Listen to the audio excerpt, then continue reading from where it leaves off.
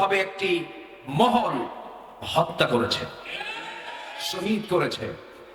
আমরা এই তাফসীর মাহফিলের প্ল্যাটফর্ম থেকে, তারই তৈরি করা এগুলো প্ল্যাটফর্ম, তার এই তাফসীর মাহফিলের এই তৈরি করা প্ল্যাটফর্ম থেকে স্পষ্টভাবে জানান দিতে চাই, যেই কুচক্রী মহল এই কিংবদন্তি আল্লামা সাঈদীর হত্যার পরিকল্পনা করেছে, যারা অবিলম্বে তাদেরকে গ্রেফতার করে চূড়ান্ত শাস্তি নিশ্চিত করুক, ফাঁসির মঞ্চে ঝুলিয়ে মারা দরকার।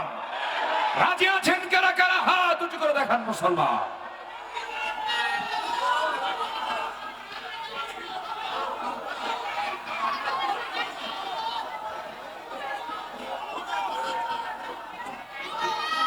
আল্লাহ কবুল করুন, জোরে বলি আমিন, আরো জোরে আমিন। সম্মানিত ভাইয়েরা, সম্মানিত বন্ধুগণ,